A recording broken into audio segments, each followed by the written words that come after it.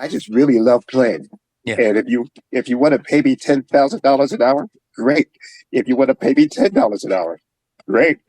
And I really, it really doesn't matter to me, you know. I just like the idea that somebody's willing to pay me to do what I want to do. Welcome to Making It with me, your host, Terry Wollman. Ron Powell, welcome to Making It. Well, hello. It's a pleasure being here. I feel very fortunate that I've been able to play with so many different artists, and I feel fortunate. But for younger people listening, people getting into the industry, I want to say it's not by accident.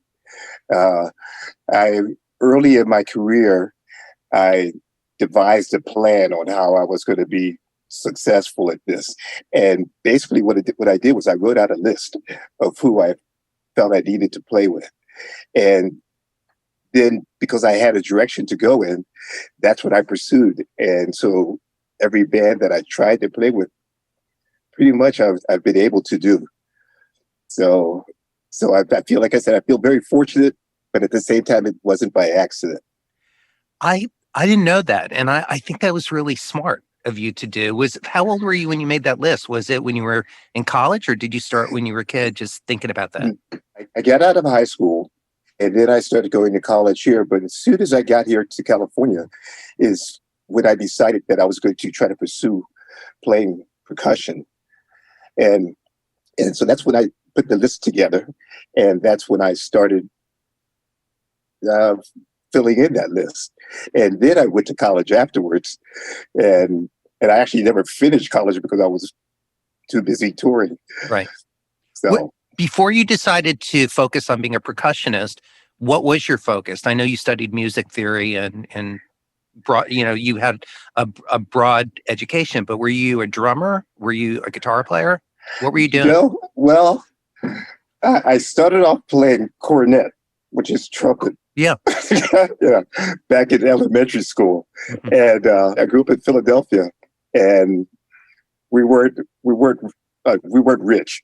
So they gave me the cornet, they gave me the horn at school, and I played it for like about a year. And then one day my instructor told me, you really need to clean that thing. But he didn't tell me how.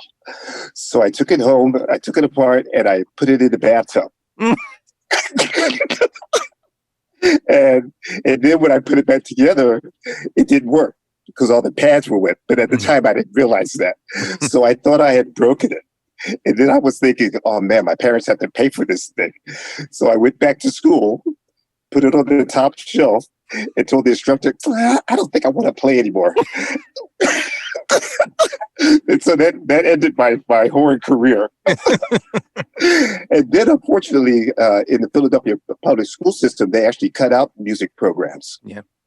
So that wasn't my start into the industry. I just started playing congas because I heard on the radio, I heard this song, Crystal Blue Persuasion. Right, Tommy James and the Shondells. Yeah. And it had this beautiful bongos in the middle. And when I heard that, it was like, what is that? I've got to do that. And so after hearing that song, I went back home and asked people, what is this, blah, blah, blah. And I figured out that I could make that sound by playing on the flour and sugar containers in the kitchen. So literally when my mother would go to work, I'd get home from school, I would dump the flour on the table, dump the sugar on the table, and play the flour and sugar container like bongos. And then up until about 6 o'clock when my mother's would come home, and then I would scoop the flour back into the clean the kitchen, right? Yeah. And so that's how I started playing that. And then I didn't really start studying theory and music until after I was already working. So it was kind of backwards.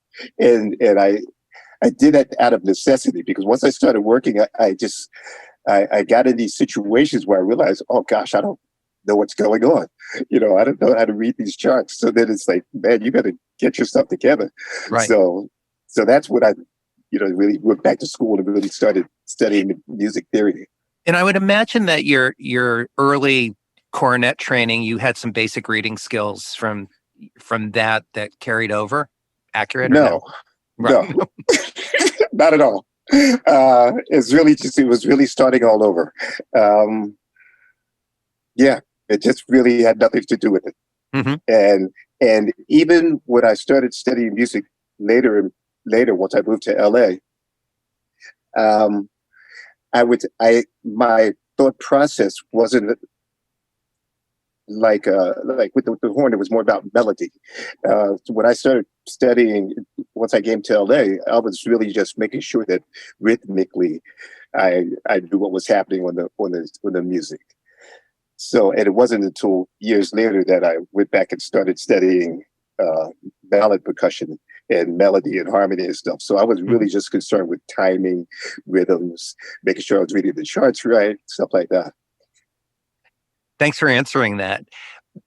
I want to get back to my intro and your long list of credits that I read. And the reason that I included so many of them, even though I did edit out quite a few, is because it leads me to a question that I find really fascinating about you, that I know just on a personal level, is that you pride yourself in this idea of getting a real job. This was always something very important to you. And I want you to just elaborate on that so our listeners can understand that side of you, because I think it's so fascinating with a list of the pedigree that you have, this beautiful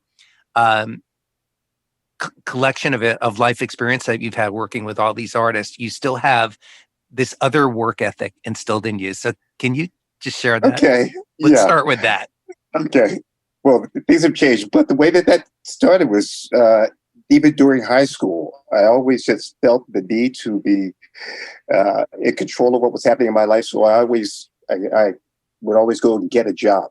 And then once I moved to California, and even when I was working as a professional musician touring around the world, in the beginning, I never thought of the music as my life career. It was something that I was doing. I was making money at it. It was going great. But the day that I would get home, my goal was to get a job, a real job. And usually by the next day, I would have a real job. So I've been a fashion model, a truck driver, office factory, all kinds of jobs, because I felt that was how a guy was supposed to become a man, go get a real job. And is I think that what your parents taught you? Or is that just something you just thought on your own? That's just something that I picked up. And my parents have always been very supportive with the music. And, they never even said, go get a real job or stop doing it on the plane. They just were always really supportive. But I just felt that I needed to do that. And I did that for about 10 years while I'm doing major tours around the world. I did that. And one day I was at a guitar center doing a percussion clinic for Latin percussion. And I was talking to the audience, talking to all the guys in the audience, and I said something, and I listened to myself. And what I said to them was, at some point, you have to stop doing your job and turn it into a career. And instead of spending 40 hours a week doing a job for somebody else, spend that 40 hours on yourself in your career. And for some reason, at that point, I heard myself. And that was the last time that I went and got a real job. So, and that was in like 1985. And luckily, I don't think I've had a month off since then. Yeah, I mean, that's one of the things that I have a few friends like yourself that have had a non-stop career, without having to go and get a side hustle. And you're married, you have grown kids, like you didn't forget to have a family along the way. And, and you still, I marvel at your career because you've always been traveling as long as I've known you, and you've been established, and it's so interesting to me that that was part of your work ethic. And interesting to me also that it took you actually listening to you mentoring other people to take your own advice and know that it was actually okay just to fully commit. Well, you've always been fully committed to everything that you do. But to just to maybe relax into the idea that it's working for you. Well, wasn't so much the idea of relaxing into it. One of the things that I used to say at my clinic is, if you spend 40 hours a week at McDonald's or wherever, shoe salesman or whatever, and it also include the time that it takes you to drive there and your lunch break. Okay, that's 50 hours a week. And then how much are you going to make? And at the time, back like in the 80s, I think for that much work, you'd make $300, maybe $400. And so then I used to tell guys, if you spend 50 hours a week, can you make $400 in the music business? That's like one casual, maybe two jazz gigs. Right. And so if you spend 50 hours, can you find that one casual? I think so. Yeah. And that was one of the things that I heard myself saying, because that's what I was doing anyway.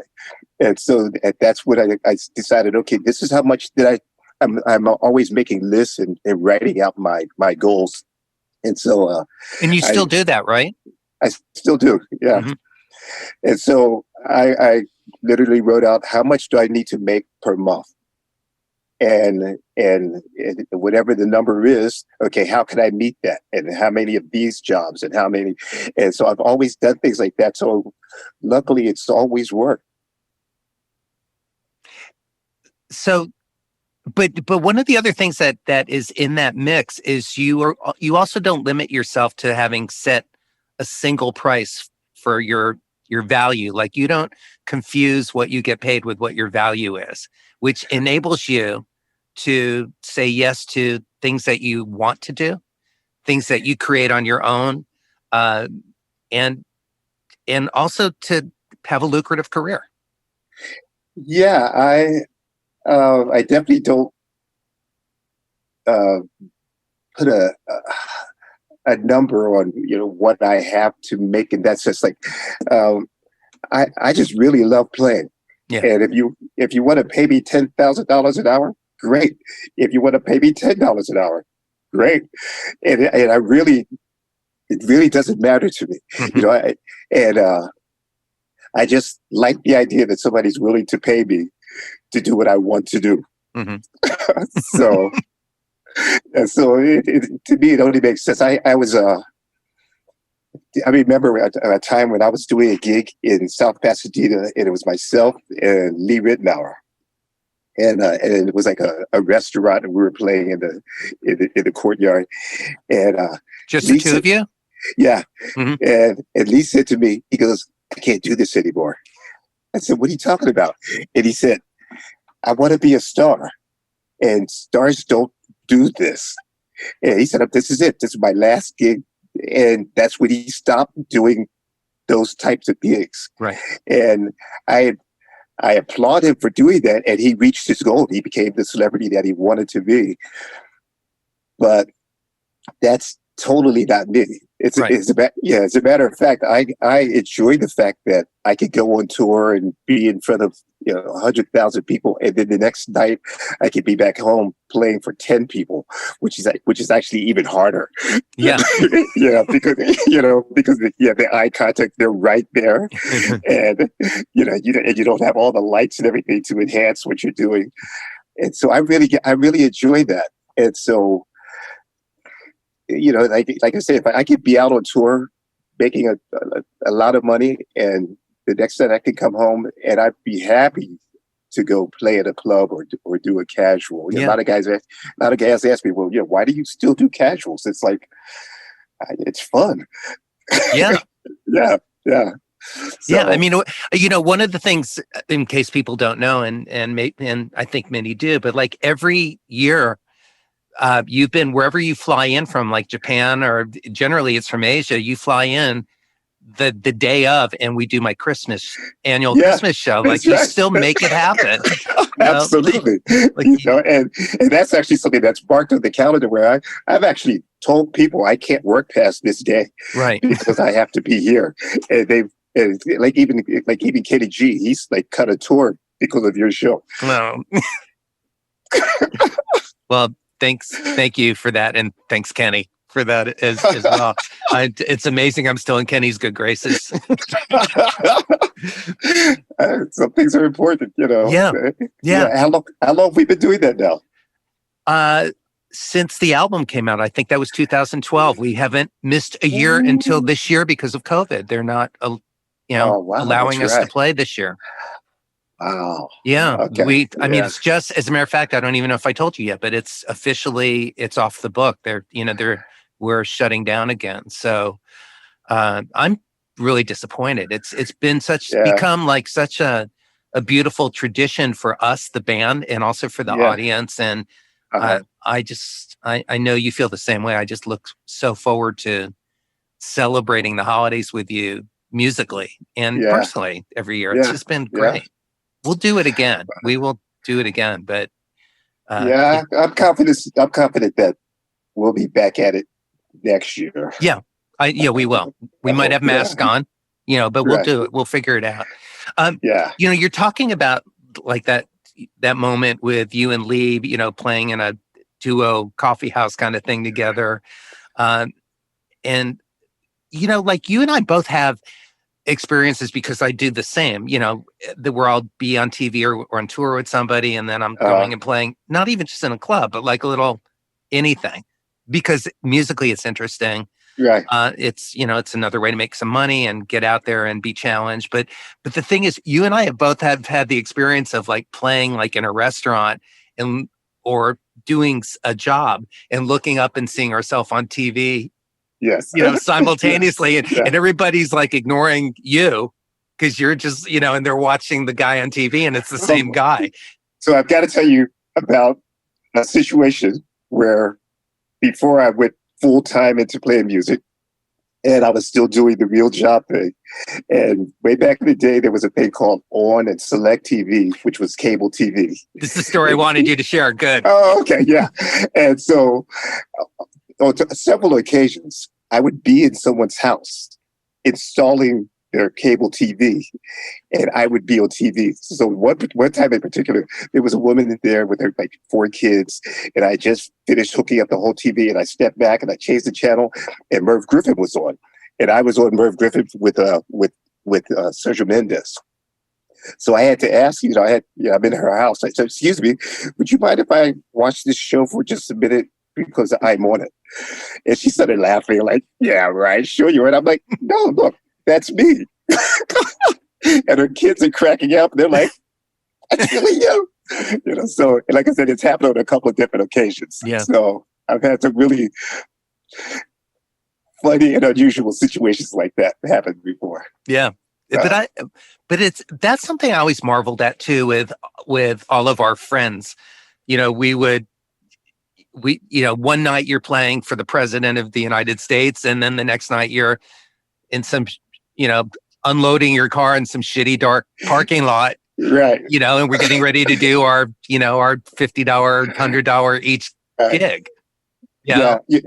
Often I meet guys who are aspiring musicians, and they want to talk to me about their careers, and they're always like talking about the big glamorous life and the huge concerts and stuff. Mm-hmm. And when I explain to them, doing these small things is, in my opinion, is just as important. Oh yeah. And a lot of guys just don't get it. They think that if you've made it, why would you work for $50? And I'm always trying to explain to guys, you're not getting the picture. This is about the music, right? And about your opportunity to perform and share the things that you've learned how to do with your instrument. And a lot of guys just unfortunately just don't get it. Right. So maybe there's hope for them. Yeah, I hope so. Yeah. There's there's a couple of things personally that I want to ask you before we get in deeper into music. And one is that I didn't know until doing a little bit more research on you that you almost moved to Alaska because of your mom's job. Oh, yeah. And Wow. that would have sort of, in many ways, changed the course of your life. Probably. My mother was, I was living in Philadelphia. That's where I grew up. And my mother worked for ARCO. And when they first built the Alaskan pipeline back in the early 80s, well, gosh, in the 70s, I should say, she took a job in Alaska. And so we all went to Alaska. We found a house and everything, and it was all set. And they had, ARCO had given me a job on the pipeline, and everything was set to go. So we went back to Philadelphia, packed up our stuff, but it was going to take 3 weeks for the truck of furniture to get to Alaska. So in the meantime, they gave us a vacation in Los Angeles. And so we were staying at the Hyatt on Wilshire. And when you say we, who in your family? So my sister, my mother, and my stepfather. Okay, and my younger brother. And I'm in LA. I'm not really sure what to do, but I look at the paper and I see that there's Drum City is like, a famous drum store. So I've got to go check out Drum City. So being from Philadelphia, where you don't need a car, I didn't realize that I needed a car. So I started walking from Wilshire to get to Hollywood. Right. Yeah. Right. So I ended up walking all the way over there, which was like a long way. Yeah. And after I came out of the drum shop, there was this black guy across the street, and he yelled at me. And he goes, "Hey, man!"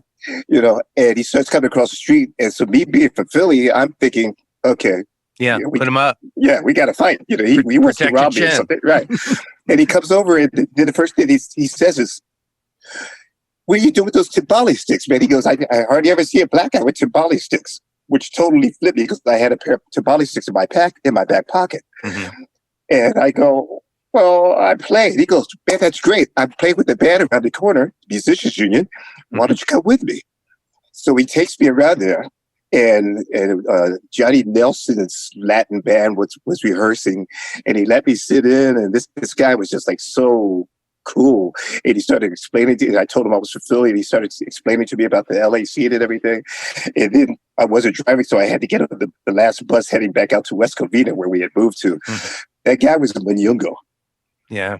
Yeah. And he was like, he's probably the reason why I stayed. And so at that point, I'll be back to the hotel.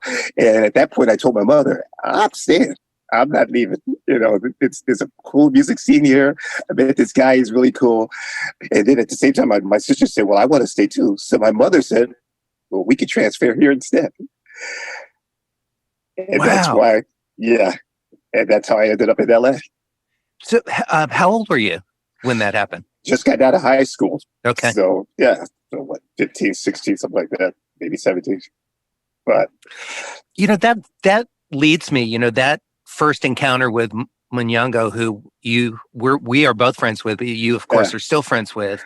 One of the things that you are really good at and that you understand the value of is friendships and long-term relationships, and how, besides that being important in life and enjoyable just on a personal level, those really help steer the course of your life as far as opportunities. Yeah. I feel fortunate to have the friends that I do, like you. Likewise. But I never have a friendship thinking, okay, this is what I'm going to get out of it. Right. There are perks to having friends in the business. You help your friends out. But it's just a nice feeling to have friends. It is. It really is. And that's part of what's been fun in our friendship over the years, when we get to travel together or perform together and be on TV together. It's extra special because of the friendship. It's more fun. It's just more fun. I mean, and we also have each other's backs. We watch out for each other's best interests. We also make it fun by kind of keeping it more entertaining and playful and kind of, you know, joking around with each other, but also making sure when it's time for business, we handle our business. Yeah, right, exactly. Yeah, always taking care of business, and which just brought something to mind. And I'm kind of like totally flipping subjects, but talking about friends and being working with friends.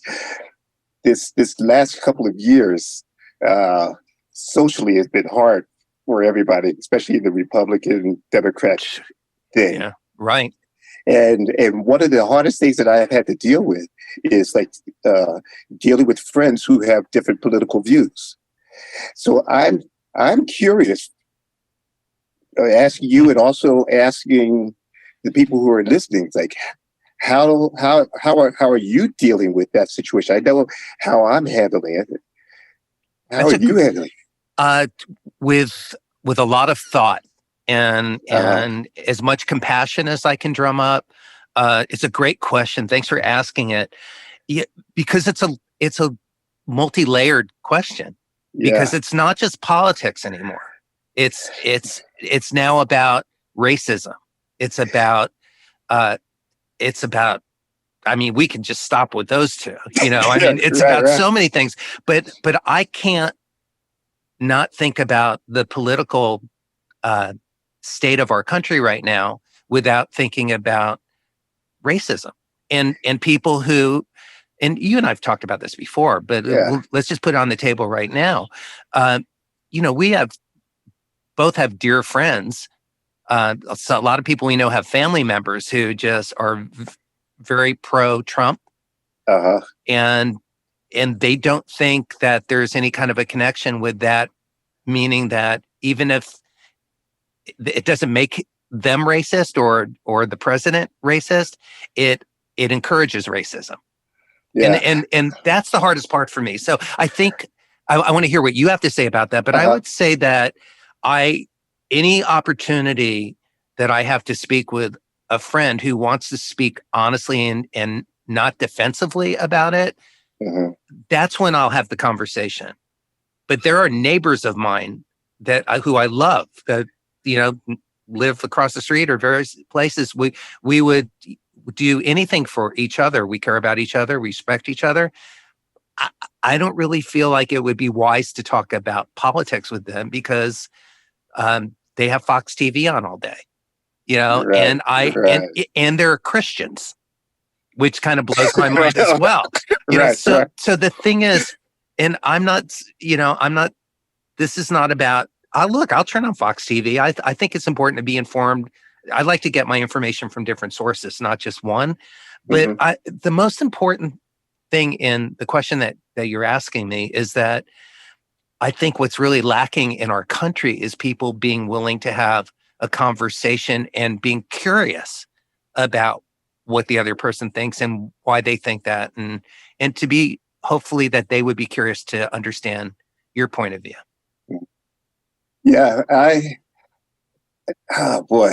But it's like when you're traveling, you know, when you're traveling with somebody, you know, this is your family. Right. It's even harder. So more like to the point is like in Kenny G's band, there's 6 band members, 3 white guys, 3 guys of color. Right. 3 white guys are Republicans. The 3 guys of color are Democrats. And it's almost always been that way. And that's never been a problem up until Trump came around. Okay. Yeah. And so out of the 3 guys that are Republicans, 2 of them are Trump guys. And the one guy, Kenny, who should be a Trump guy, isn't, but he's a Republican. Right. Okay. And so the basic difference to me, and hopefully the Republicans that are listening right now don't turn it off. Listening to us right now. But stay with us. Yeah. But to me, the basic difference is that the basic belief of the Republican Party is give power and the money, mostly the power, and money and the good life which comes along with that to the older white guys who've always run things and let them decide how everybody else is going to live. And to me, that's what the Republican Party stands for. And I can deal with that because that's the way it's always been. Mhm. And then on the other side, the Democrats basically are, let's spread it out and make it equal for everybody. And to me, that's that. And then you have the people who believe in Trump. I think that Trump has pulled a con on these guys, and it's really all about him. And he's made them think that everybody is terrible. So even though he's terrible, they're like him, and we're their enemies, and so that's why they should back him. So having said that, I know a lot of Republican guys wouldn't agree with me on that, but it would be nice to have a discussion about that. Right. Right. Yeah. And discussion, not argument. Yeah. Right. Exactly. Now, one thing that I know that I've done that I'm not really sure about how I feel about what I've done is I know that I have a black friend who's a Muslim who is a total Trump supporter, and I don't understand it, but I still deal with him because I'm trying to understand, out of all the people, how could you support him? So, but I find myself giving more leeway to him than I would my white acquaintances who are total Trump guys. And some of those guys, I've just shut them out. Right. But then I haven't shut up people of color. So I know there's something wrong with me that I don't understand why I do that. Oh, right. You feel like that you're lacking something personally to not be able to shut him down. Right. And why am I still trying to help him and not still trying to help them? Right. That makes sense. But those are the people I'm most curious about speaking with. People who are of color, people who are beaten down in some way, people who are gay, transgender, gender fluid, like how, from Mexico, or, women who are being oppressed. Like how are you supporting? Yeah. And all I can see in that situation is that he's really Fox News. They've conned these people into thinking that they're not that way. Mm-hmm. Actually, let me say this. Most of the people that are Trump supporters, in my opinion, are racist. And I think that that's a strong statement. Yeah, I know, but I'm going to back it up right now. Yeah, and I know you don't say that lightly. Right, I don't. I think that the biggest problem is, and intentionally, it's this, like, people don't know what racism is, and because they've been told racism means you don't like somebody of another race, then they'll say, well, I love this guy, I love Ron, so I can't be a racist, and so now they feel like they're off the hook, but that's not the way it works.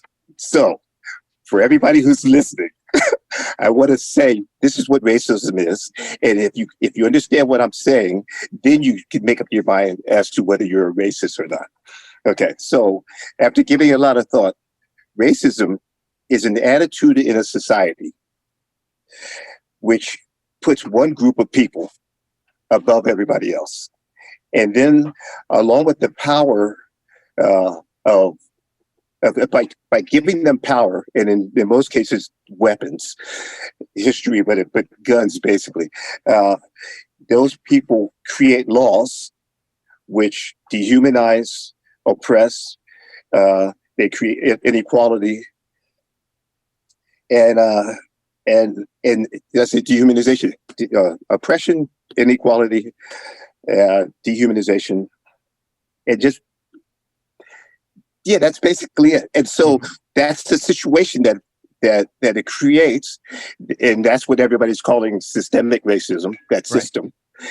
And if you believe in a system that creates that racist system, then you're a racist for supporting that system. And Trump is all about that system. And so if you support Trump, if you support him and his racism, that's what makes you a racist. And if other people could understand that, I think that they wouldn't support him. It wouldn't be that. That's what I think.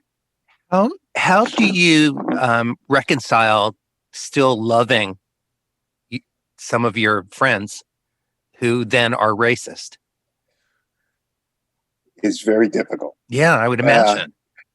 But at the same time, unfortunately, because of the racism that's been in America since the beginning, basically, not much has changed for me. Right. I've always had to deal with racist people in our society, but what's changed now is now they have to deal with being called on it. Right. And so now the dynamic is different because they're tired of people like me calling them on their racism.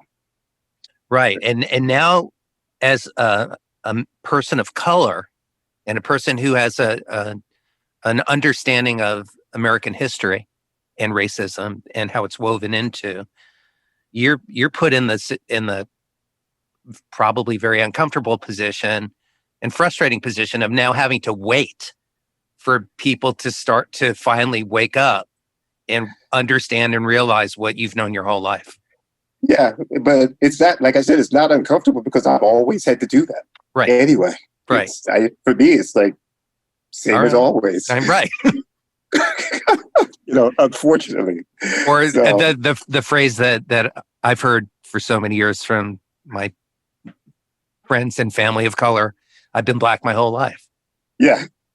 I haven't said that, but that's absolutely right. But you know what was actually very interesting, and I don't want to get too far into this subject. All right. Another friend of mine, bass player, Cece. Mm-hmm. Do you know? Yeah, I did.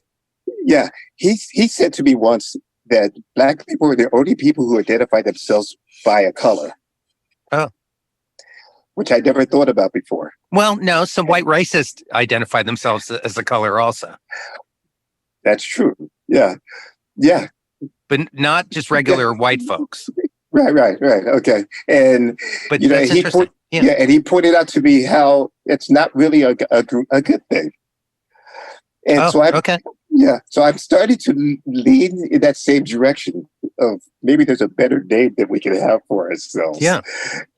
But that's a whole nother discussion. Well, I really appreciate you bringing some clarity to that because that it shows me, it gives me more to, it gives me a better understanding of what's going on in our country, and not only what is going on, but what has always been going on.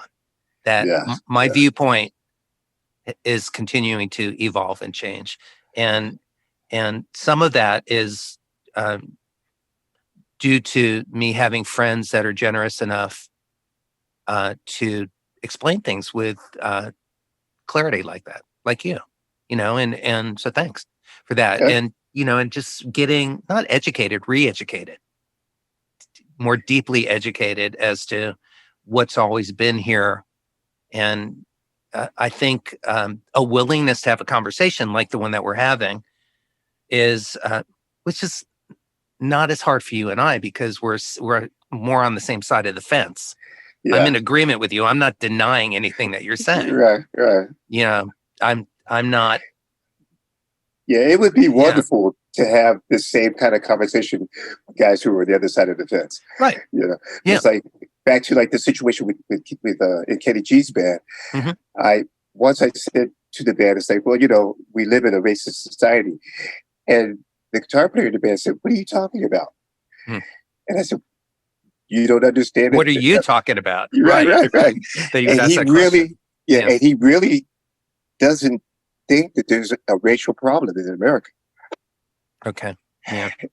And so then I have to become a historian and explain to him the history of the United States, which is contrary to what he learned in school. Right. And, so I feel bad for guys like that. It's like, I want to be mad, but I can't be mad. I just, I feel so bad for them because of the misinformation that they have. And then, it's like, so do I spend all my time trying to put them up to speed and really tell them the truth about life? Is that my job? Or do we just play music? Right. So then that's where, the juggling becomes difficult for me. It's like, okay, right. Is it just music, or do I have to explain life to you? So, right. Yeah. That's So, that's a big burden to carry. yeah, yeah. I see that. I understand Yeah. that. Man, my heart goes out to you. It always has on every level, but it's going out on another level now. Hearing you say that. Yeah, Um, yeah. So, well, one day well, we let's maybe, yeah. Go ahead. let's tie that into music, because one of the things that you said to me recently in one of our conversations is about your black your fellow black percussionist friends Oh, and their yeah. relationship to Latin music Uh, and slavery, and I'm just fascinated by that. And could you talk about that for a yeah, moment? absolutely. And especially, I hope everybody's still listening, but especially for especially for young black players coming up, I was in that situation, and I understand what you're going through, and so that's what I'm going to talk about now. Um, on my instrument, hand drumming, especially conga drums. Mm-hmm. Uh, when I started, when I first heard them, I didn't realize at the time that I was actually listening to white guys and American black guys, and along with the Latin guys that I was listening to. And then I fell in love with hand drumming, and then I started playing. And once I got involved in it, right from the beginning, it's like, oh man, you got to go hang out with the Puerto Rican guys. And so I did that. You know, Mm-hmm. I used to swear I was Puerto Rican, and then after some years, then I got with Sergio Mendes, and all of a sudden I'm hanging in Brazil, and it's like, oh man, I got to speak Portuguese, I got to be a Brazilian guy, and put all my energy into being Brazilian. And then later on, as my career is going on, I realized, oh, I've got to play African music. So, went back to my roots, got my dashiki, and started playing djembe and everything. And then only until recently did I say, wait a minute, I'm from Philly. Right, I'm a Motown guy, right? Yeah. So when can I be me? Right.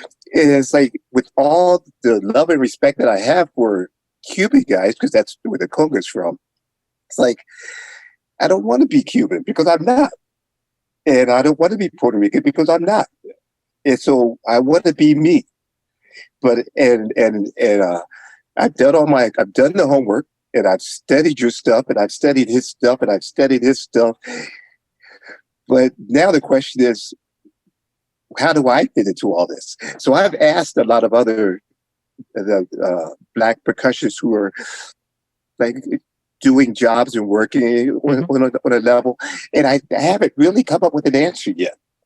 And so I hear a lot of younger black guys say, well, I want to make this my own. And when I was young, I would have said, no, you got to be Cuban. No, you have to be Brazilian. But now my attitude has changed. And now I say to those guys, learn the roots, learn the basics, do your history, but then go out on your own. And when guys tell you you don't sound Cuban, you just tell them, yeah, that's right, I'm not Cuban. Right. And be proud of who you are and go for your thing.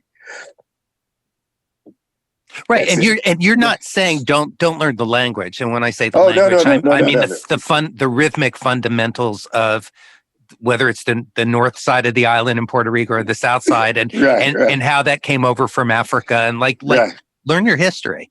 Yeah, definitely learn your history. Learn how it's connected. Yeah, because it doesn't make sense, trying to reinvent the wheel. It's there. So learn all about the Cuban stuff. Learn all about every different Latin American country that has hand drumming in it. But don't forget about yourself. And be proud of who you are and bring what you have to the table also. And, it might be popular. It might not. But you'd be better off just being yourself. Well, I think that's beautifully said, Ron. And I also think that you've done a magnificent job of doing that, of blending the two, because you have been a disciple, as a student of percussion and world percussion, literally by traveling the world, by studying with masters, by immersing yourself in cultures, by learning to speak Portuguese, and learning to speak Spanish, and again, learning the styles. But like one perfect example is, your pandera playing, which for those who don't know is a Brazilian tambourine. I'm dumbing it down, and correct me if I'm No, you're right. if I'm not saying, but it's a traditional Brazilian instrument that appears to be like a large tambourine, but it's played completely different. And you have learned to play it traditionally, but you also, like in the Kenny G concerts, you had, because you're also an athlete and a martial artist, you have had your custom stands built for all of your gear so that you could climb on top of them and do flips off of them with a pandera in your hand while you're playing. That's kind of being you. Okay. Isn't it? Yeah. I mean, because and why are you laughing? I mean, are you look embarrassed? And it's actually, I'm complimenting you because it combines your athleticism, your musicianship, your appreciation for performance, for how to put on a good show. Mm-hmm. And you were mentioning in your many get a job things that you did. One of the things that you did was model. So I, even your awareness back then of the understanding of how to, just the importance of how you present yourself, what you appear like in front of a camera, what you appear like on a stage. You don't shy away from that.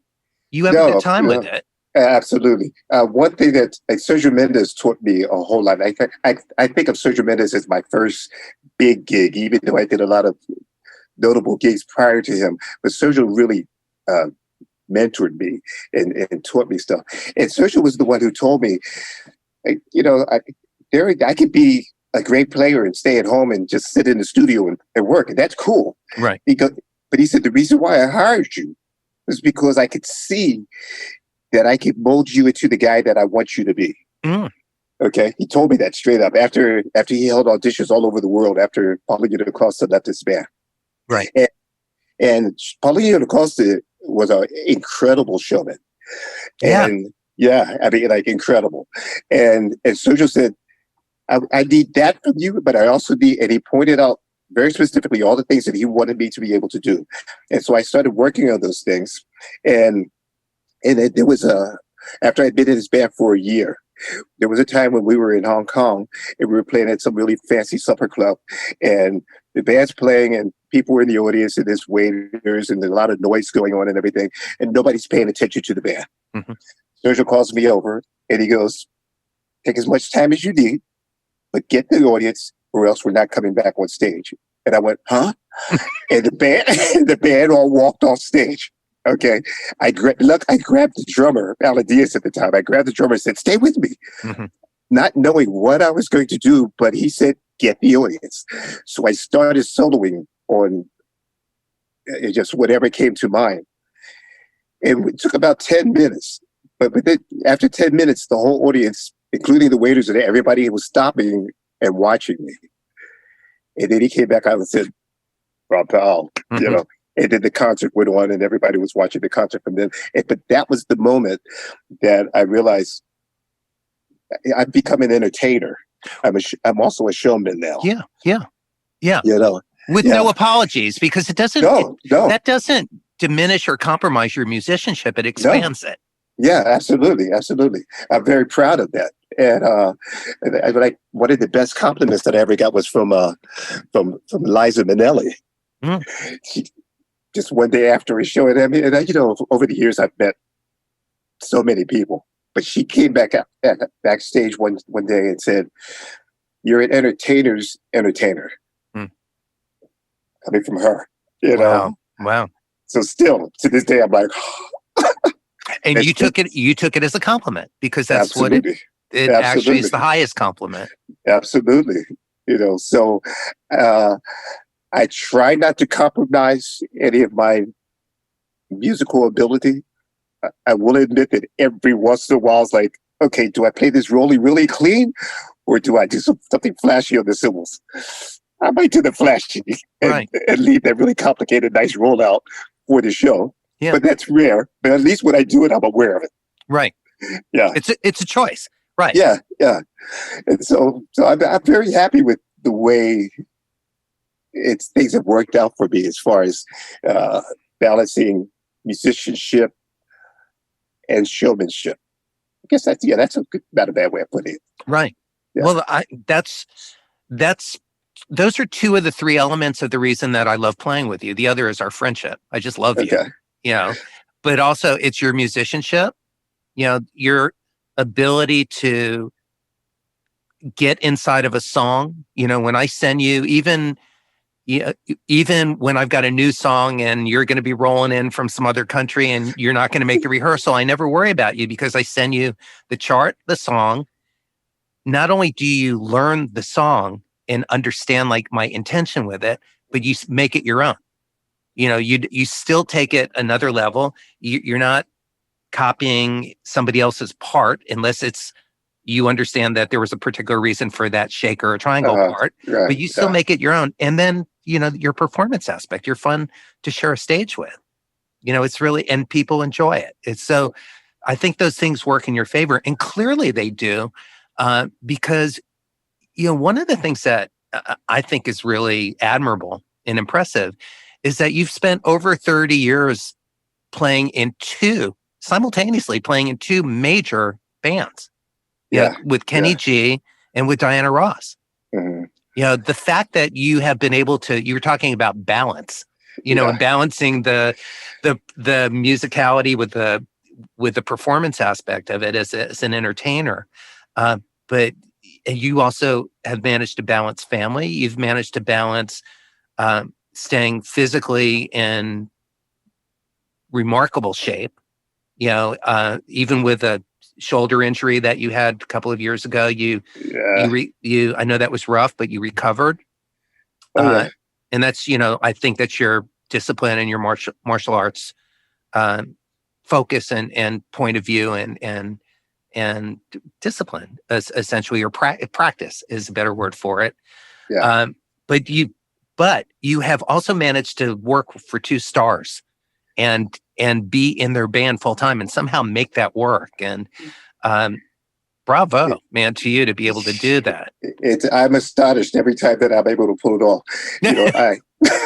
It's like every time I try to set my priorities straight. And one of the priorities is stay true to my word. So if I tell you I'm going to do this gig, I'm going to do that gig. I don't care if the other gig's paying $10,000 and you're paying $100. Right. If I said I'm going to be there, I'm going to be there. Mm-hmm. So that's one thing that allows me to do that, because I'm, I don't care the outcome because I feel like I'm doing the right thing. So integrity still gets recognized in the music business as something of great value then, is what you're saying? Yes. Or at least with the artists that you work with. Yeah. And then another thing that I do is whenever I don't tell somebody I can't work with them. I'm either available or I'm not. Right. Okay. And then I leave it up. Yeah. So then I leave it up to them. Every time that I tell somebody that I'm not available, I just assume that I'm never going to work with them again. And then if they call me back, I'm like, oh, great. But if they don't call me back, that's what I expected. Right. Luckily for me, in both of these situations, they keep calling back. And every time I'm grateful, and I'm just really happy that they're still calling. Right. And because of that, you've also managed to have a little bit of wiggle room with working out the scheduling of both, with occasionally sending in not just a sub, but the right sub. Yeah. Somebody who's going to come in, show up early, do their homework, have a great attitude, not try to snake your gig, or one thing is, I actually tell everybody, if you want the gig and if you think you can take it, do so. Go for it. Great. And I do that because that way they don't have to feel like they need to hold back. Yeah. But that also encourages me to make sure that I'm keeping my game up. Right. And luckily it hasn't happened yet. Yeah. Well, I think that's really cool. I've always marveled, somebody gave me advice. I don't remember who it was. When I first moved to LA, 1981, and people, they were saying, don't ever send in somebody better than you to sub for you. And I went, that's bullshit. You're right. No. Why would I not send in the best person that I could send in? Right. So I try to send the best person. And then I tell them, this guy you're getting is like the number one guy in the world. Right. And if they still choose to call me back, then it's like, wow, then I must be doing something right. Right. I know that you have my first CD. And yes. You had asked me before if I sang on my CD. Yes. My first performance ever was in church. Oh. And it was singing the song Amen. Amen, Mm-hmm. I practiced for a month. All my relatives came to church that day. The time came, I stepped up in front of the mic and froze. And then the choir leader started singing the song for me, and I just kind of stepped back, and I never sang it. So that was my introduction to the music business. I always remember that. So you asked me about if I sang on my record. Yeah. And so that's the first thing I thought of. Is like, oh. Well, and the reason I asked you, I thought it was you. It sounded like you, but it was in Portuguese. So, that was also, I guess I just didn't realize the extent of your understanding of the language to be able to sing in that language. And actually on that particular track, I had a bunch of great singers in the studio. Yeah, they're amazing. Mm-hmm. Yeah. And when it came to that song, they didn't speak Portuguese. Right. So I said, okay, well, phonetically, I wrote it out for them. And I said, okay, I'll sing it one time so you can hear how it goes. And after I sang it, the lead singer went, that's fine. Yeah. And I went, no, that's me. And she said, no, it's fine. Yeah. And that's why I left it on there. Yeah. I'm glad you did. I'm really glad you did. By the way, where can people find that record? I'm not as computer savvy as I should be, but I do have my website up, ronpowellpercussion.com. And so that CD, and I actually have another CD, my newest one, that and my instructional book on congas can be found at my website. Good. I used to really like the idea that when we had record stores, because I did too. Yeah, but nowadays, it's all about downloads and stuff. And I like having a product in hand. Me too. I like being able to, open it up and read the credits. I still like that. So I prefer to try to sell it that way. If somebody wants to buy the download, it's like, okay. Mm-hmm. But I'd rather send it the CD. Yeah. So. Right. It's tactile. It's the whole experience. Yeah. Yeah. Well, and that whole experience it's really I still look at albums as the arc of a story. Yes.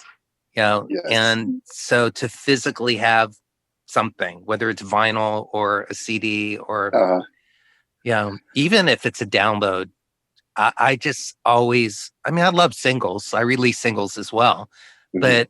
but I love albums. Yeah. I love the contour of one song to the other. That's what we grew up on.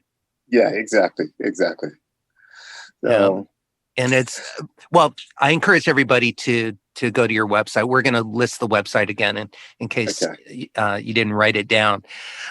One of the things that I wanted to talk about in the community of the drum community is, Manyango, Paulinho da Costa, mm-hmm. Luis Conte. These mm-hmm. are people that have, didn't Luis have something to do with recommending you to Diana Ross or involved in that in some way? Well, funny enough with Luis, it's like, it seems like almost like whenever he would leave a gig, I was the next guy in.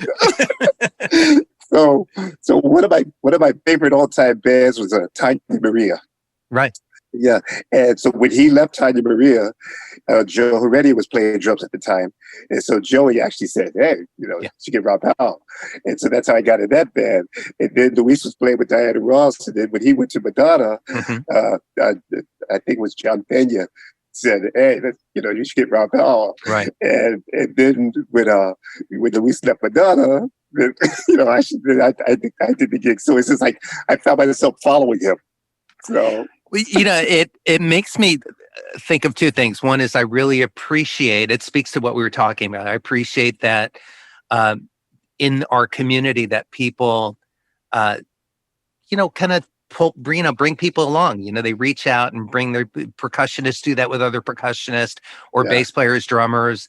Uh, that there's that kind of level of support in not being afraid to recommend people.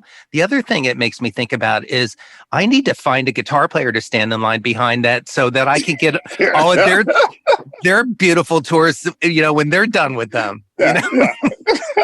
I got to find like a guy like you found Louise.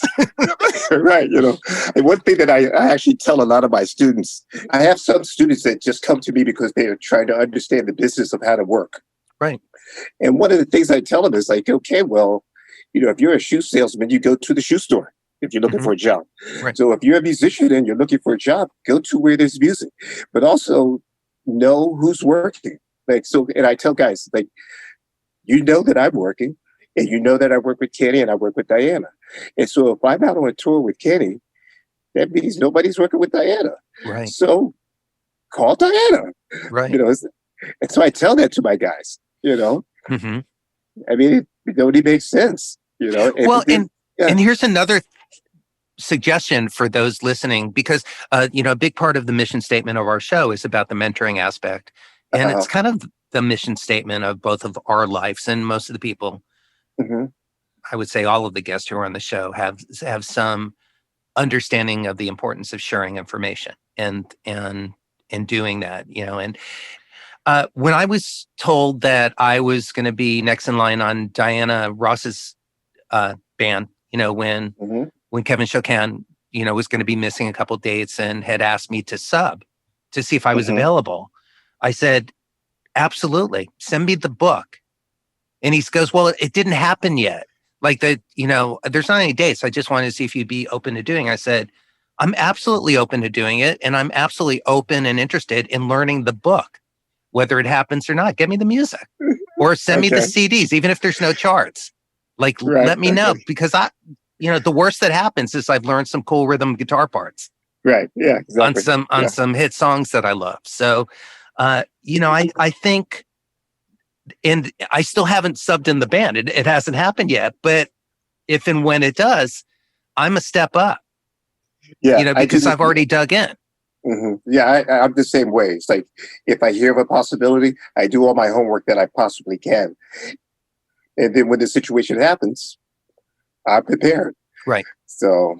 Right. And there's no downside. Right. Absolutely. Because you're continuing to grow your craft and your skill set as a musician. Over the years, I've done a lot of auditions. And I think that one of the reasons, luckily for me, I've never lost an audition. And I think one of the reasons is because I think I did more homework than everybody else. It's like, I never think, okay, I'm a better player than these other 20 guys. It's just, I think that in every situation that I can think of where we've all auditioned, it's like, I did more homework. And so say, for example, on the Madonna audition, not only did I learn her entire library prior to the audition, so that I could hear what she wanted, what she was used to hearing, I did my homework on all the other guys who were auditioning, so that when we went into the audition, I said, I know what he's going to do to show off, or like to highlight himself, and I knew what everybody was going to do. So when it came my turn to feature, I did what everybody else did, and I did some more. It adds up. Right. And so so to me, like I said, that's just doing your homework. And so I've always done my homework on any gig, and I think that's why one of the reasons why I've been successful in the industry. Yeah, I've always been fascinated by the art of auditioning, which is, in my mind, contrary to what you're saying, which makes perfect sense. But in my mind, the art of auditioning sometimes seems like it's different, or the skill of auditioning is different than the actual skill of performing. There's like something else that because you do have to show off. Yeah. Even if you're not going to be showing off in the show, because that's not what the job requires. The job requires you just to do that, but you still have to have that extra thing So you can go, look at me. I can play fast. And I can go ahead. I think the key words that you use are what's required. Mm-hmm. So the job requires one thing, the audition requires something. Right. Okay. Right. And so I think that people who understand that if you want to make it in the music industry, aside from being a celebrity on your own, if you want to work with other people, the key to that is doing what's required in their situation. And that also means audition the way it's required and do the job the way that it's required. So what are a few of those things that are required? Like, in addition to what you just said, I would add to the list showing up early, looking like you actually cared enough to put yourself together in some way to show up for the audition. Yeah. What other things? What are the things that you bring to an audition? So my approach is first of all to play the music the way that the artist wants it to be played. So if that means overplaying, that's what I'll do. If it means minimalize, that's what I'll do. And I'm happy doing each. Right. Okay. So if they want me to do solos through every single song, okay, I can do that. If you want me to play a shaker through the whole song, I'll do that lovingly. Okay. Mm-hmm. So that's my first thing. And then people are coming to look at the show. So what's my attitude? That's where kind of like acting comes into musicianship. It's like, what is the character that I'm playing for this show? What's necessary? What's required? What is this artist all about? In Kenny G's band, he's pushed himself. He's got a reputation of being sleepy. Okay, and because he's pushed himself to the point where he believes that that's what people want to hear. So he likes to play a lot of ballads on the show. Got it. And we've had straight up conversations where he's just said to me, "I need you to put energy in my show." Mm-hmm. Mm-hmm. And so that's what I have to bring to that show. And so what does that mean? Bring energy to it. It's like, I'm not going to, set off smoke bombs on every song, but I have to figure out, okay, within the context of the song, how can I project energy and give people something to look at? Right. And so I figure that out, and then that's what I do. And I think that's one of the reasons why I get called back. Mm-hmm. And pretty much in everybody's band, I try to assess the situation. What is it that you really need from me? Do you, in this band, do I need to be a showman, or do I need to hold back, or you only need a showman for 5 minutes? I assess those situations, and then that's what I give them. So there's a lot of clarity to that. That makes great sense. And additionally, you were talking about whether some artists want you to overplay, some want you to underplay.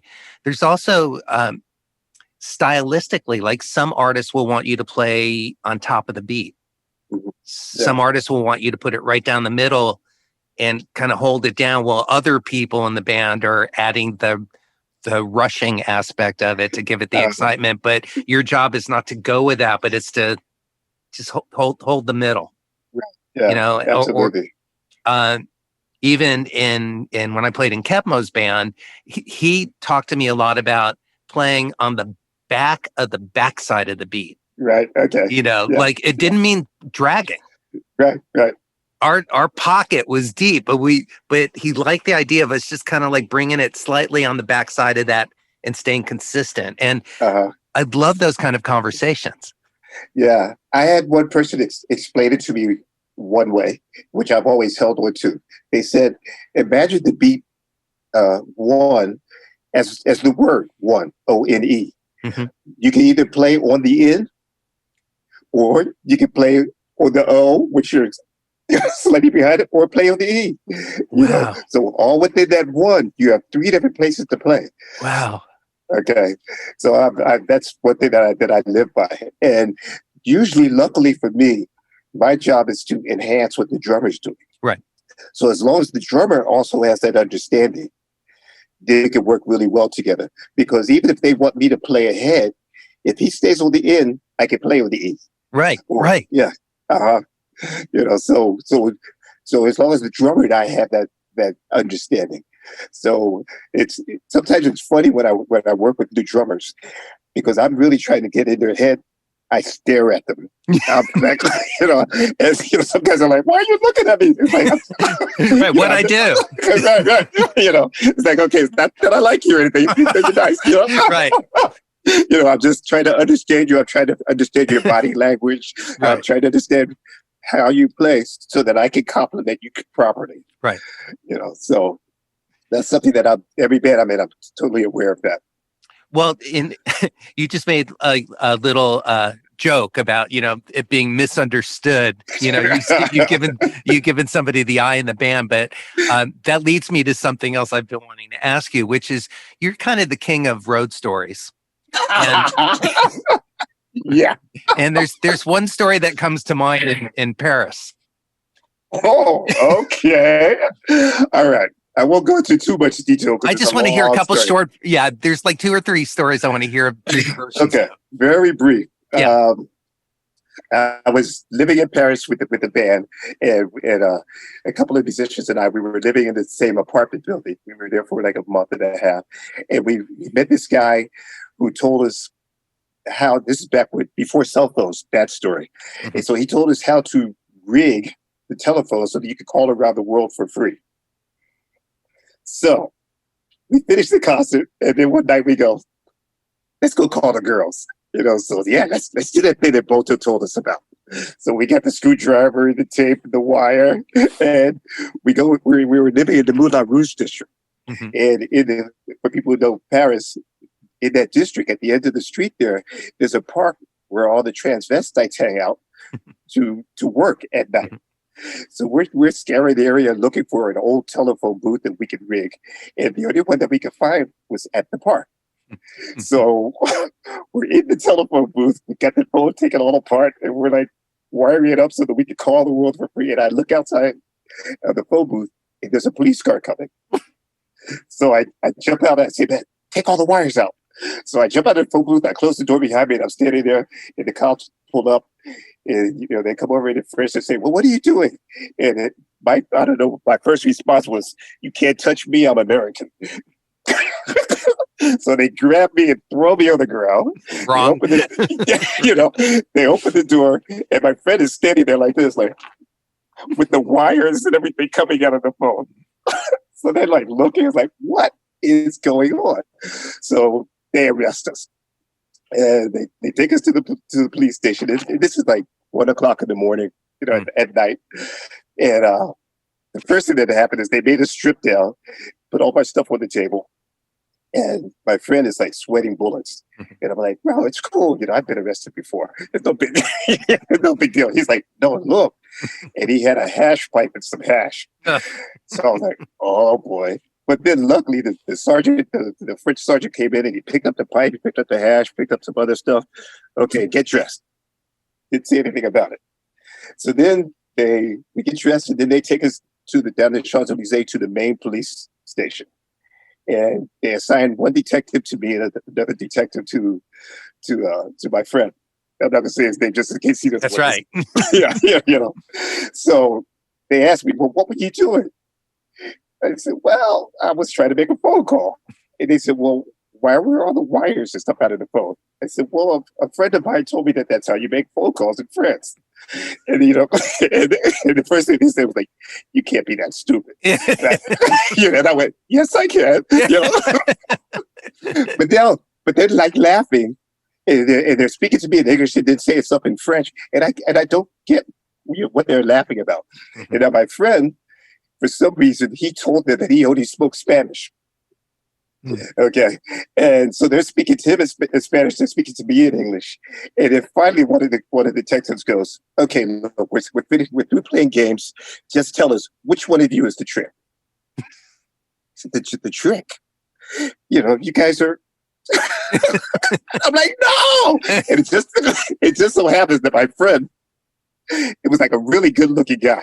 Yeah. Okay. And he had curly hair, And so they thought that because we were in the transvestite district, they thought that we were performing sexual acts in the phone booth. Right. Yeah. And then we're like, no, we were trying to rig. Now we're telling them the truth. We're trying to rig the phone. They're like, right. No. You're paying them for sex. And we're like, no. So after That's hours, great. they finally they actually told my friend, okay, well, you have to come back to court because when the police got there, your boyfriend was outside of the phone booth, but you were still in it, so you have to go to court. Wow. So so they let us go at like 5 a.m. Ugh. And we never told the artist that we were we were working with what had happened. Good and move. luckily we left town like a week, 2 weeks later. Wow. And so he never went to court. But it was an interesting time. Wow. That's a great story. Man. So just one other. Malaysia. Another prison story. I don't know. A lot of my stories have to do with jail and stuff, but I think I had my adventurous attitude. It got me into these situations. So very briefly, I was at the time. This was back in the '80s, where a lot of hijackings were going on. Yeah, airplane hijackings, and I was going on a Southeast Asia tour, and at the time I was hanging out with like some cops, and we were like going to the rifle range, and I had just started riding a motorcycle, and I joined a motorcycle club. Mm-hmm. And so which, by the way, is still something you're a big motorcycle enthusiast. Yeah. It's one of your passions. Yes. So on the story, so like at the time, my mindset, hanging out with cops, hanging out with a motorcycle gang, very over the top macho. Right. So on this trip, I decide, if somebody wants to hijack a plane, they got to deal with me. I'm bringing a gun. So I'm speechless. So I did this whole tour with a gun in my pocket, basically. Wow. Until the very last part of the tour, we were going from Malaysia to Hong Kong, and then we were supposed to go home. Yeah. Nobody knew I had the gun except for one person in the band. Mm-hmm. And on this day when we were going to the airport, my wife, she didn't know I had it. She came walking in the room, and I had it, and I just threw it in a bag, and thinking, okay, I'll hide it later. Mm-hmm. I forgot that I threw it in the bag. Right. So when we got to the airport, out of all the bags that they checked, that was the one bag that they put in the X-ray machine. Okay. And then they came and said, excuse me, in front of the whole band, excuse me, Mr. Powell, we think we have your gun. And I looked at everybody, and everybody's like, what? I said, I'll be right back. So I went to the police station at the airport in Malaysia, explained to them why I had the gun and all this kind of stuff. But I didn't quite tell them the truth. But I explained to them, and I knew what the laws were, and they were like, well, yes, but next time you bring a gun in our country, you have to report it ahead of time. And I was like, yeah, okay, all right, sorry about that. So then they said, okay, well, go ahead and get on the flight. You can go now. Mm-hmm. So they gave the gun to the pilot. I got on the plane. Everybody in the band is looking at me as I get on the plane. I'm like, we'll talk about this later. The plane starts going down the runway. And then all of a sudden, all these military vehicles were also racing up the runway. They blocked the plane. Got on with machine guns. There he is. Get him. And they took me back off the plane. Wow. So I ended up being in Malaysia for the whole next week. Turns out that Nancy Reagan was at the airport. And somebody thought that I was trying to assassinate Nancy Reagan. It just so happened that I had danced with her at the White House a month before. So they're like, you were at the White House. Now she's here. You're here. You have a gun. Something's wrong. Okay. Wow. So it took a week for the whole thing to get clear. And after a week, they finally let me go. And at the time, my lawyer, Johnny Cochran. For real? For real. Mm-hmm. Gave me some advice on how to handle the whole situation. But I found out a decade later that the real reason why they let me go was because my wife's mother's brother, her uncle, is the minister of real estate for Indonesia. Oh. He called and said, that's my nephew, let him go. that's how I ended up getting out. But I had a whole week of being in this prison, going through all kinds of stuff, and they actually put me on death row as the #1 criminal in the country. So for me, it's a great story, and I laugh about it. My wife will get furious if she finds out that I'm talking about it. It's okay. But it was, Nobody's going to hear this story but me. Right. right. Just kidding. But it was very interesting, and for years after that situation, I would get hired on jobs where I'd go to the job and they're like, "We really just want to hear the story." So, and then even a couple of years later, I got approached by this really famous actor to do a movie about it. And at that time, then I called Johnny Calker's office, and they said, "Nah, the Malaysian government wouldn't be real happy about that." Yeah. So they discouraged me from making a movie about it. But that's a beautiful story. It's very interesting. So really, really incredible. Speaking of Dancing with Nancy Reagan, which is just really such an obscure reference, but right. you've played for 3 presidents. Yeah. Reagan, both Bushes. Reagan. Yeah, actually, both Bushes and Clinton, because Clinton and right, being a musician, right? Yeah, and and I've had the honor and privilege of playing for the Kings. Everybody's played for the Soldier Brunei, and I haven't. Oh, okay. And get me on the next one. Right. I'll go with you.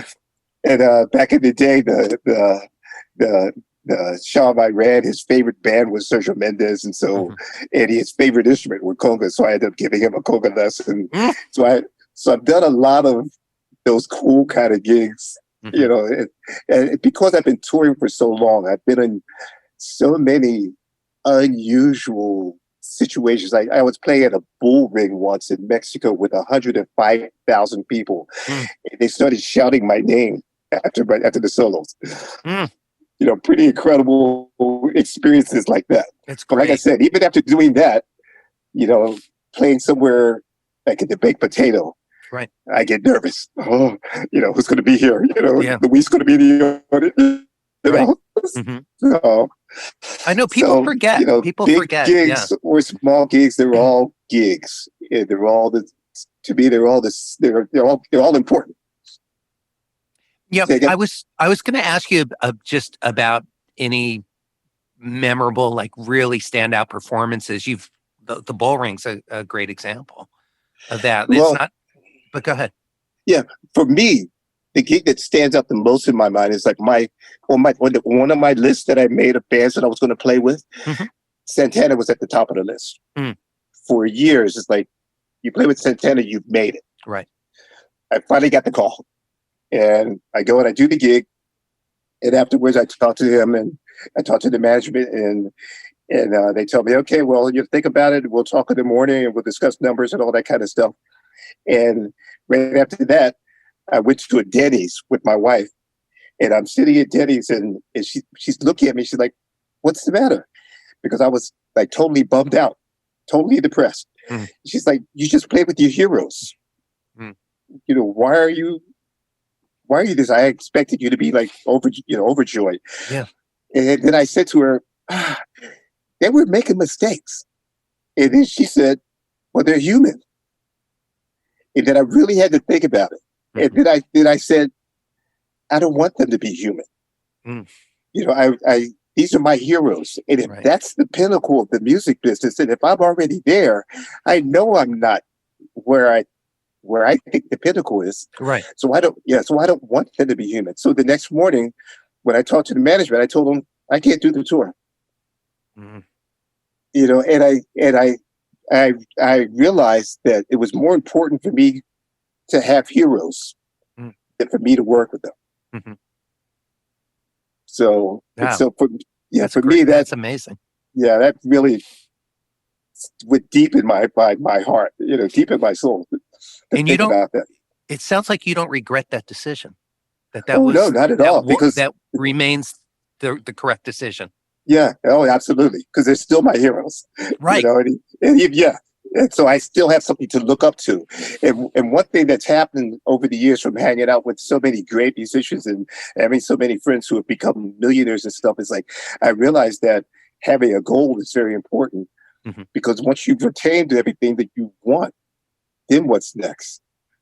And I see that a lot of people have problems with that. That's when people, a lot of people just lose it because they've got the cars that they want, they got the house that they want, and now what? And so then they find, if they're lucky, they find religion, or maybe they're like in Kenny's case. Luckily for him, he moved next door to Bill Gates, and with all the money he has, he can look right over there and go, that's real money and power. So that kept him in line. Right. But I see so many other people who get to that point, and then it's like, drugs, what do I do? Right.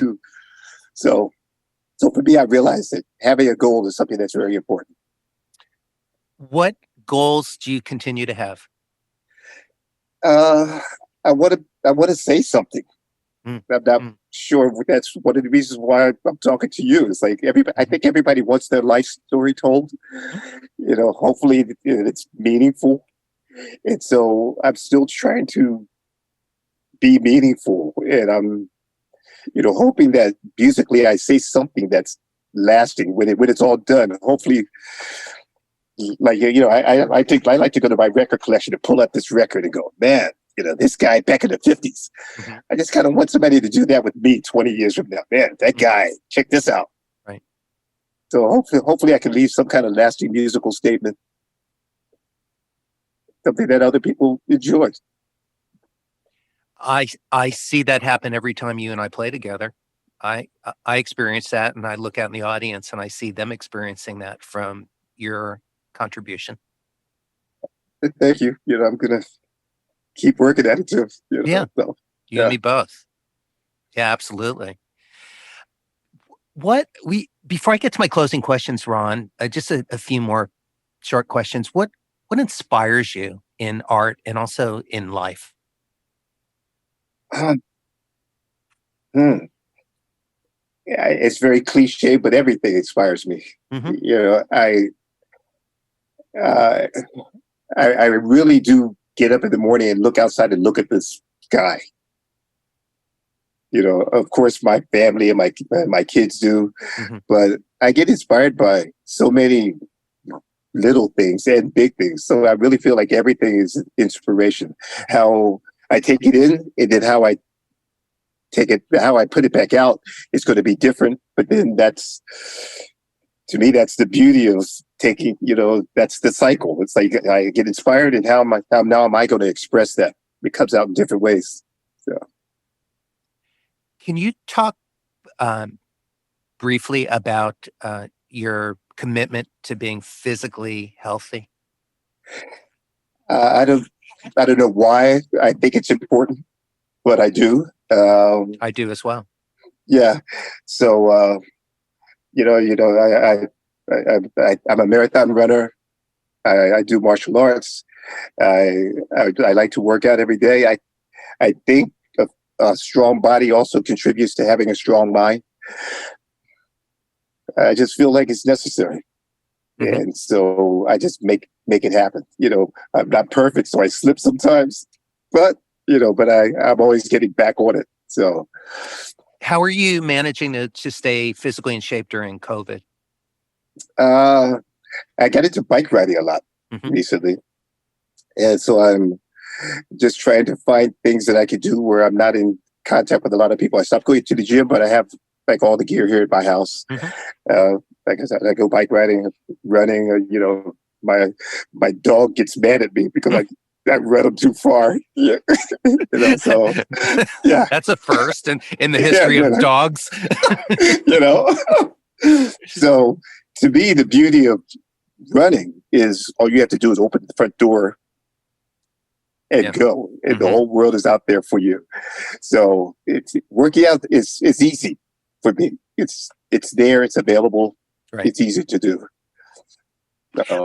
I know that regarding endorsements, that you have been with a few companies for a long, long time. You've done clinics for them, as you mentioned, and they've been supportive of you as an artist with gear and technology and everything.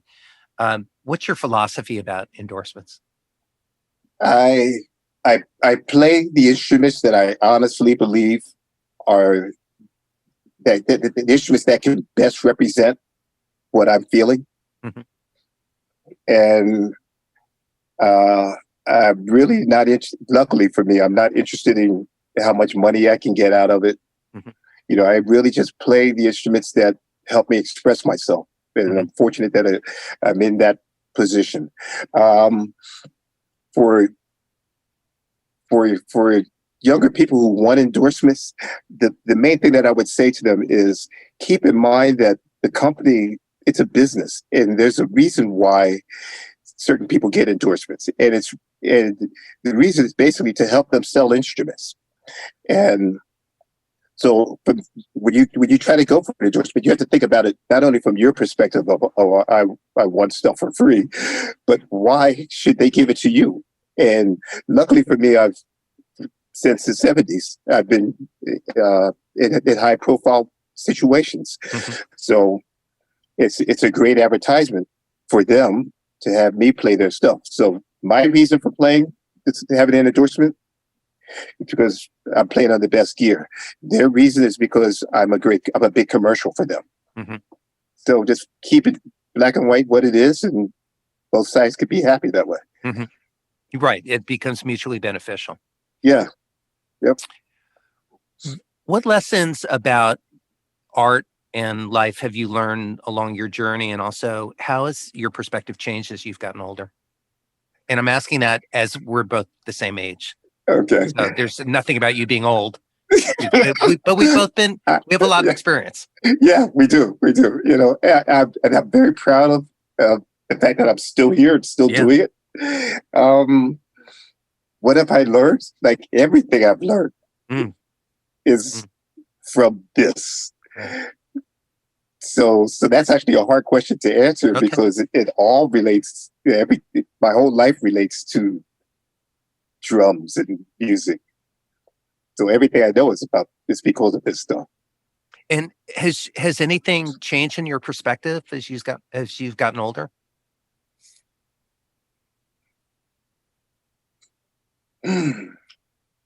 I would imagine that I'm wiser, but as far back as I can remember, I haven't been too wrong on too many things. So my point of view is I think it's been consistent all along. In life, but especially in music, I don't really pay attention to like, oh, he's the greatest thing since Brit. Okay. And at the same time, I don't pay attention to, oh, he can't play. You know, I try to stay in the middle. That's pretty much how I treat my life. Just try to stay in the middle. It's like, oh, that's nice. Thank you. Oh, I'm sorry you feel that way, but thank you. And I'm happy with where I am. And, you know, my family's happy. I think I'm successful because, I mean, what does success mean? But, you know, I think that my responsibility is to take care of my family and to be happy and try to give of myself. And I try to do that. And then I think I do that. So I'm happy. You just mentioned the word success and that you think you're successful. I think you are too. And in that, I mean that certainly career wise, but in more importantly in family life and in health and, you know, physical, spiritual, emotional health.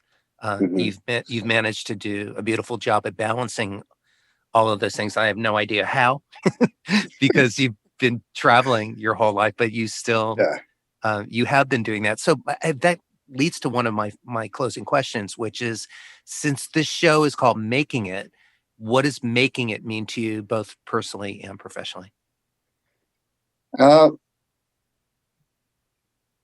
Being a man. Okay. And then so what does that mean?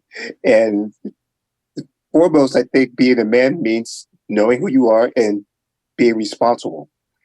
and mostly being responsible to your family, to your community. Also being truthful with yourself and with your family and your community. Yeah. Okay. Yeah. That makes good sense. Can you share 3 tips for success that have driven your career? First, anybody who's trying to get into the music business, remember that it's 2 words. It's music and also business. So even though you're practicing 8 hours a day, make sure you're practicing the business also. As you know, you're putting all this time into your music, but learn the business of the music business.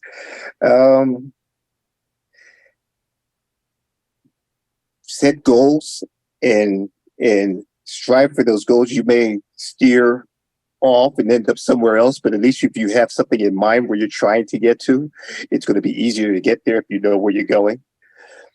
And like I said before, try to stay neutral. No matter how big or how bad it gets, try to stay even keel, and I think it'll serve you well. So those 3 things. Where have you, those are great tips, Ron. Thank you for sharing those. Before I get to my final question, you spoke about learn the second half of the music business, skill set, which is business. Yeah. Where did you learn business? Where did you learn how to negotiate for yourself? Where did you learn how to balance being willing to do the same job for $10,000 or $100, the exact same job, and possibly in the same week? Right. How to not let that bring any confusion or lack of clarity into what your worth is. So the first thing is I always remember that I'm the artist and I do this for the art of it. And then there's the business side. Luckily, I have my wife. It's pretty much as simple as that.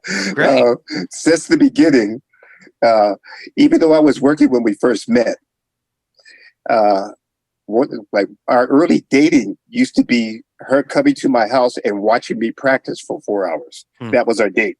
Okay, then we would go out to dinner, but it's like, I got to get these hours in. And then once I started trying to negotiate my deals and stuff, I realized it's not smart for me to try to do the deal myself. So talk to my manager, my wife, and that way she could say, "Oh, he's great. He's going to be great for you. This is all it's going to cost." So, and it's still to this day, she handles my business, and I trust her completely, which I have to because she gets the checks. But so I allowed that party to go to her, and I trust her, and it's worked out well. So that's how it's happened. That's great. My final question that I ask all of my guests is, at this point of your life, with everything that you know to be true, what would you tell your younger self? Oh boy, that would take an hour. Right. How much time you got? Yeah. There's so many things that I could see now. And that's one of the reasons why I'm happy to be here. And one of the reasons why I do clinics and stuff is because I like seeing these young players who I see myself. And I want to tell them everything. All the stuff that I have all these years that I've learned. This is what you need to know. I want to say all of that stuff. And sometimes it's something really profound. Sometimes it's something really simple. Like this is really dumb. But one thing I wish somebody had said to me way back in the day was, don't put your headphones half on. I mean, as simple as that. I know that I spent years having headphone issues because somebody had told me, put one ear on and one ear off. Right. And so that caused me for years to hear 2 different things in my head and then to try to adjust. I wish somebody had said, bro, put the headphones on and turn the volume up. Right. So simple. It would have, but it would have caused me a lot of, it would have gotten rid of so much stress that I went through for years in the studio. It was like, this sounds weird, Right. So many little things that you never know it's going to affect somebody's career. There's so many things that I would say. So that's a hard question. Well, I love your answer though. And part of the answer is it's a hard question. Yeah. It is. I don't quite even frankly know how I would answer that question. It would change depending on the day that you asked me. Yeah. Oh yeah. Yeah. This has been such a joy to do this with you. I've been looking forward to it. I wanted to give you closing words if there's anything else that you'd like to say or share with our listeners. Well, I know sometimes I get really long-winded, so I apologize for that. But it's seriously an honor talking with you and being on the show. And I gotta say, most people who know me know that I don't like talking on the phone. Yeah. Okay. Yeah. But this last 2 hours have flown by really quickly. So I really enjoyed this. And so thank you for having me. You're welcome. You're so welcome. And I really appreciate you. And also to our audience, Ron and I think I can speak on both of our behalfs. We appreciate you as well. Thanks for joining us. Everybody stay safe.